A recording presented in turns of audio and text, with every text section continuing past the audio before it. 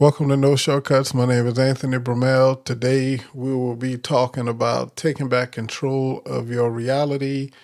We'll talk a little bit about predictive programming and also the difference between the conscious and the subconscious mind.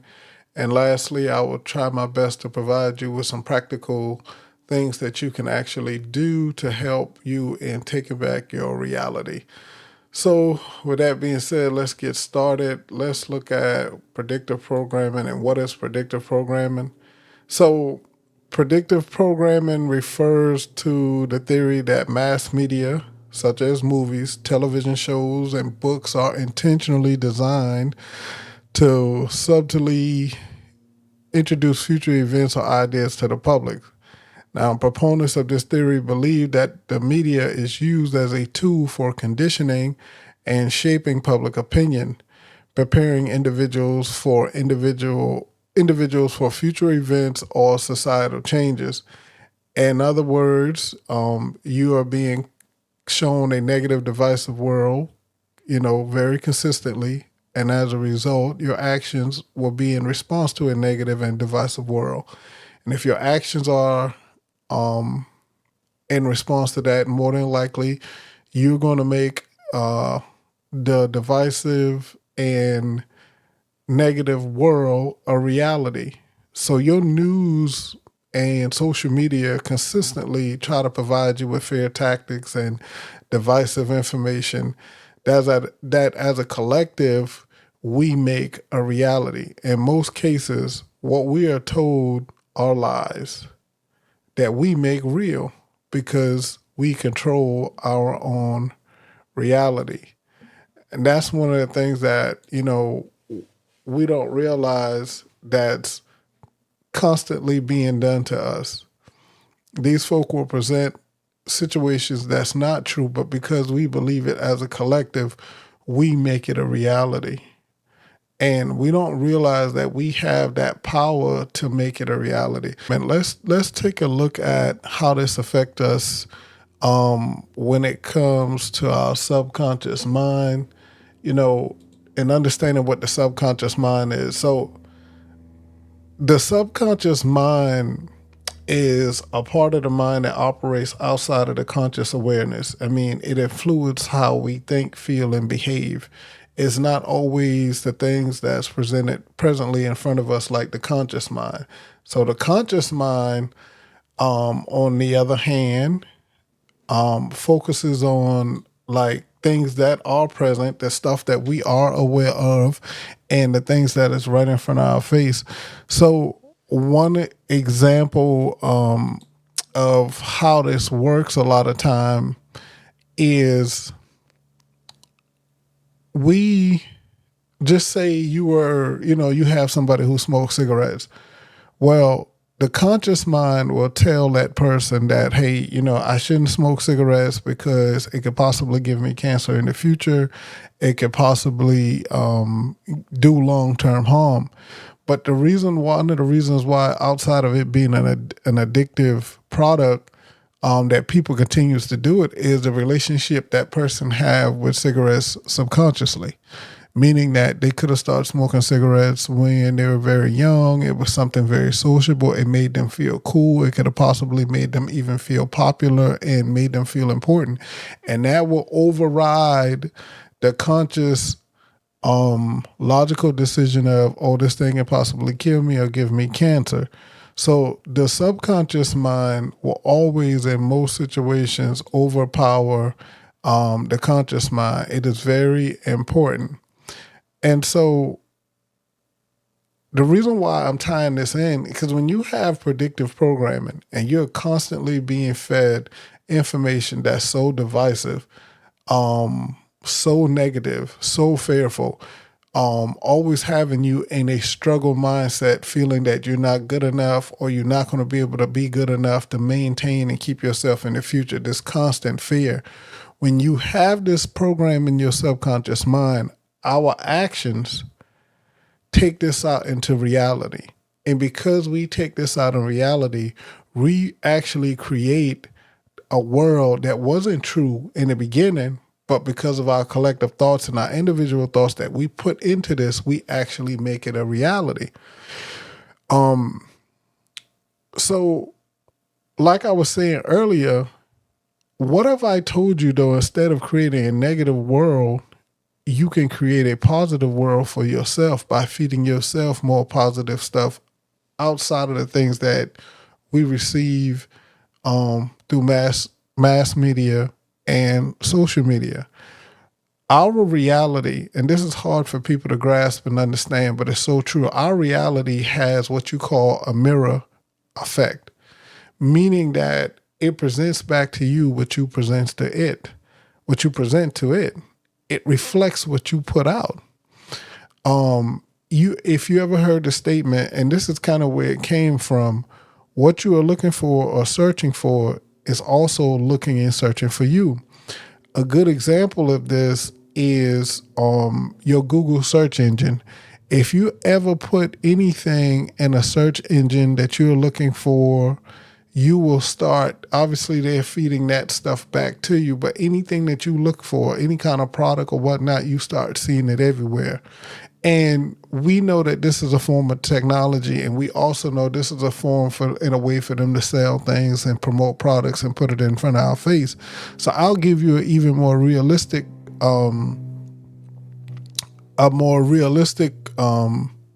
everyday, day-to-day thing. Say you were out looking to purchase a vehicle and you saw this red sedan that you really love, that you want to purchase, and it's in your mind, and it's something that you can see yourself having for in the future. If you notice, when you go out into the workplace or whenever you go out and travel, you will start seeing that same red sedan or red vehicles starting to appear in your reality. This freaks some people out, but in all honesty, what it shows that whatever you're looking for, it will begin looking for you. This is very deep. And that's high science. Now, there are a lot of people that understand this science. Most people that we think is just coincidence, but it's not. It actually shows that we have a lot of input into our reality and how we can shape our reality based on our thoughts, based on more so on our beliefs and our mindset. Now, the people who provide you information every day, like the mass media and social media, they understand that. So if they want to present or in the future an event to be real that's not real, all they have to do, because we subconsciously believe what they're telling us, if they provide us that information and we don't question it, we take our actions and carry out as if those events that they present to us are real. And as a result, we end up creating that type of reality.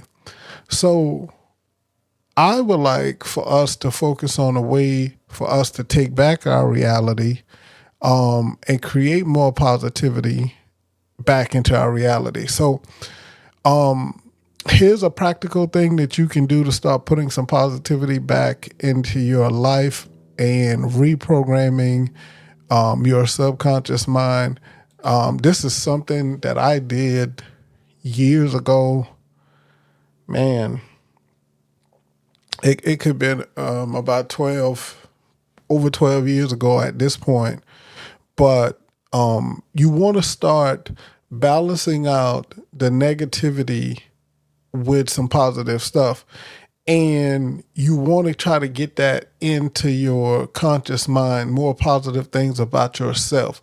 The more positive things that you can bring into your reality about yourself that's coming from you will allow that inner voice on the inside of you to have more power, the power to start believing in yourself. When you can start believing in yourself instead of falling in line of what the mass media or social media or others on the outside who's trying to present you these negative things, to be able to combat that, you're going to have to bring that from the inside, because it's not going to come from the outside. They want you to be fearful. They want you to struggle or be in a struggle mindset. They want to keep you distracted in that And as long as you're distracted in that, you really can't really pay attention to what's really going on. So I want to help you balance that and bring some positivity back in your life. So one of the things that I used to do to help that, and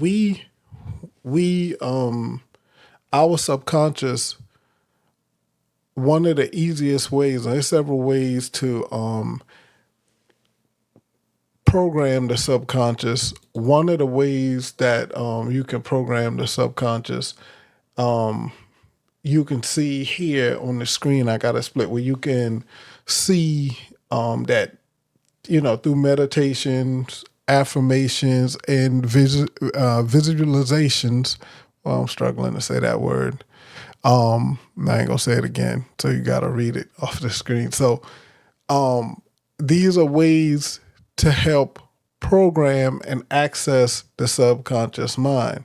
So affirmations and repetition is one of the real big ones. You see it all the time. That's why you see a whole bunch of commercials and stuff that's constantly you're being shown the same thing over and over and over again. Why do they do that? It's through repetition, because we learn through repetition. So let's use that same format to reprogram our subconscious mind. So what I think would be beneficial to you, something I did is a good example, a good experiment that you can do that has been very helpful for me, is what I started doing to reprogram and put some positivity in my subconscious mind is I took some index cards and just got a whole pack of 100, and I wrote on these index cards positive statements using the phrase I am. So it would be like I am whatever, and I'll show it to you. It don't matter whatever one that I pull out. It all was an I am statement. Get it in front of the camera. So this one, like it says, I am responsible. And all of these cards, no matter whichever one that I take and I pull out, they were personalized, and you need to personalize them based on the things that you are and the things that you want to be. I would put stuff on there like, I am a farmer because I love doing agricultural work and having a garden and things of that nature. So these cards, when you do them, make them personalized, make them about you, but they are all I am statement. And the reason why it's I am statement, because it's telling your subconscious that it's coming from you. Now I want you to think about it real quick. There's a couple of corporations. I won't say their name, but when I say the slogan, you'll probably know what I'm talking about. One of them is a fast food chain, and one of their slogan is "I'm loving it." The yellow one, the upside down W. I'm loving it. This is a $1 billion corporation, and that's part of their slogan. Why you think they changed that from what it used to be back in the day, millions served, burgers served, and all of that different type stuff, to I'm loving it? Because they understand the science of the subconscious mind. And when you say I am, it sounds like it's coming from you.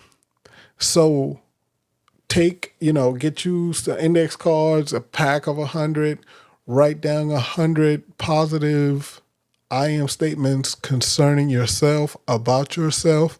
I recommend that you do this 3 times a day. Let's say 2 times. If you really want to get into it, 3 times a day, in the morning when you first wake up, at night before you go to bed. And if you actually have time, you can actually do it during the middle of the day. Now, I carry these cards with me, and you can see that they're beat up.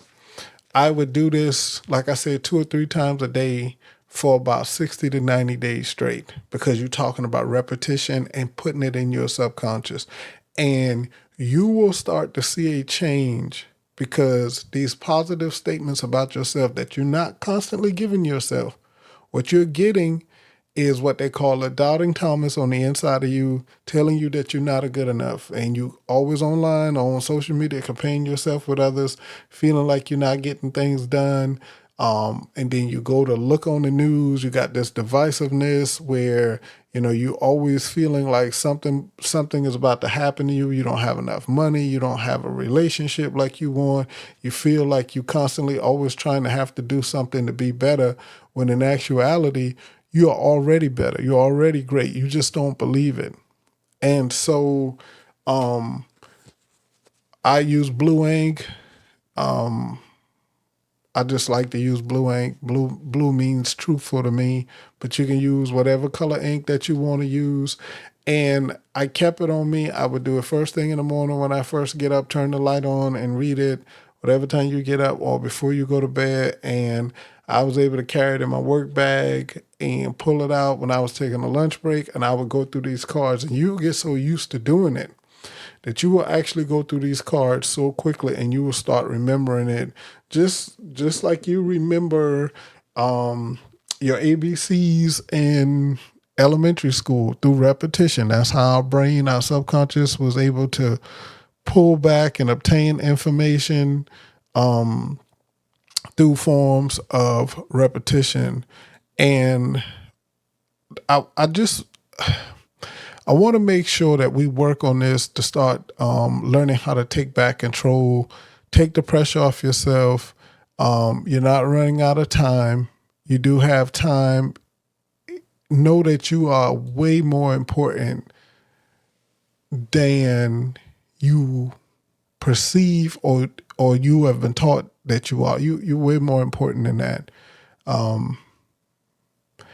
So with that being said, I'm not going to hold it any longer. I'm trying to keep this video short. Thank you for watching. I hope you like. I hope you subscribe. I hope to see you again in the future. And until then, I want to help. Remember, this is No Shortcuts YouTube channel, and we're going to focus on taking back our reality and promote self-autonomy and focus on the things that we can control ourselves. So until the next time, take care.